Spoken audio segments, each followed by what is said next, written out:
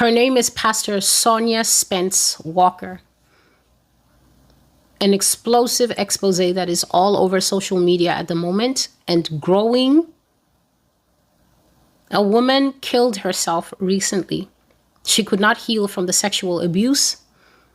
She was groomed by a female pastor whose name is Sonia Spence Walker. I have not watched all of the young woman's testimony because the language that she used is a little bit incendiary and I could not keep up with it. But she recently took her own life after chronicling more than 20 years of a lesbian relationship that she had with a woman who was markedly older than her. The woman groomed her just as this girl was on the cusp of legality. The young woman was in the church, and for 20 years, she was the lover of a female pastor who is married to a man. Hi.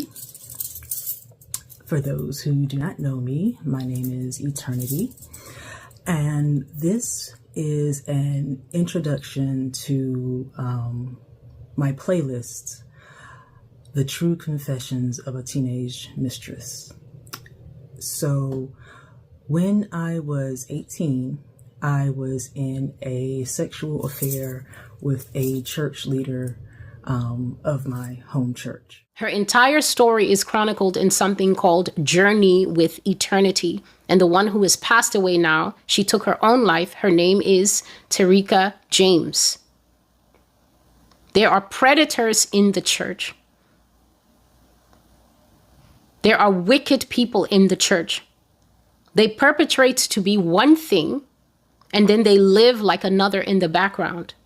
And then there's sycophants, those who are headed to hell themselves on footsteps that are flying into darkness, the sympathizers of sin, the blind, dumb, and deaf, mute Christians who can only see the false persona being put in front of them will always be the first one to raise their voices and to point an accusing finger at a victim and say, but why don't you take responsibility? This young woman was trying to take responsibility.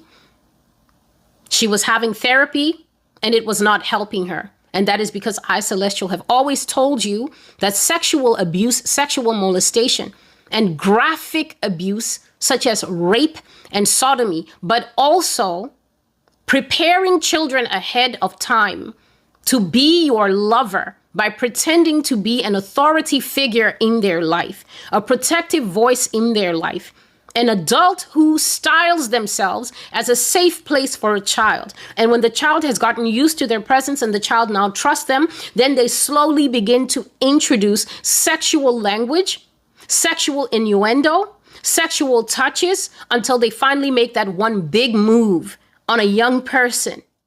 I am at an age now, 40 to be exact, that I realize the abusive and exploitative nature of that relationship.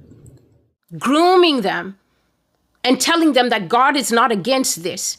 This young woman chronicled that for 20 years she was sitting in the church as the mistress of a woman who would stand on the pulpit whenever her husband gave her an opportunity to preach, and she would speak against same-sex relations and then climb down off the pulpit and take this young one into her bed. Journey with Eternity on YouTube. And her entire story is entitled The Confessions, True Confessions of a Teenage Mistress. This young woman could not handle the fact that she had been used and abandoned. When this woman was finished with her after a 20-year relationship, she simply dumped the person and moved on to something else, simply went back to her straight life. Now she's done with bisexuality because maybe there was heat. Maybe people were beginning to notice, or maybe she was simply done, as the way is with narcissists. Either way, this young woman could not handle being dumped like that. She tried to go to therapy. She tried to do all the self-affirmations. She tried to do everything. But sexuality is a gate that when it is broken, the Bible says, do not awaken love before the time. That means don't touch what belongs in a man-woman committed, covenanted marriage relationship before the time. It can be explosive. It can be dangerous. It can be deadly. And all the therapy in the world could not save this soul. She tried to heal because her therapist told her that if you say what happened to you, Tarika, it will bring you peace. You will be able to explain your side of the story. But when she brought it out in this murderous climate, the internet did its finest and began to tell her, you were an adult, you were 18 years old. This is how you know that the world is full of people who practice hebephilia. Hebephilia is when you are actually attracted to someone who has just stepped out of the lower teens. No longer 12, 13, 10, 11, 12, which is pure pedophilia. No. People who are into hebephilia wait for these little children on the cusp of adulthood. Like predators. They're waiting for them to get that legal ID card so they can step to them and start saying, do you want to have a relationship with me? I know I'm 35, but I can show you the world. I can take you to Dubai. I can take you to Oman. I can take you to the Maldives. I can run you by the Caymans and show you a good time. I've spoken of it here for years. The young people don't have means. They want expensive phones. They want expensive shoes. They want expensive bags. They want to make Instagrams that look like they're living the life. And their brains are also not fully formed. This woman was a church person. She took advantage and she preyed on a young person. But the internet was now telling the young person, you're an adult. You must have wanted it. And this woman was not able to handle, because this was probably something that her therapist did not prepare her for. She was not prepared for the unmerciful hearts of the wicked, because it was Christians who were telling her this primarily. It was the people of the internet, but it was people who claimed that they know Jesus Christ. She only recently lost her life. It hasn't even been 3 weeks, and her story is all over social media. It deserves to be highlighted. Women can be predators too.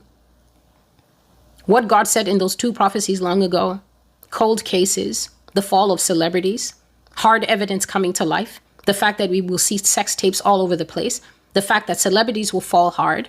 God also spoke of big time arrests that will be coming down the pipeline. He spoke of big time arrests that will be coming down the pipeline. He said in all areas. It's not only in the media world. It's not only in the entertainment world. He said that it would be in movies. He said that it would be in finance. He said that it would be in real estate. He said anywhere that you can see the big names, you're going to find them arrested. And right now we are also finding CEOs stepping down.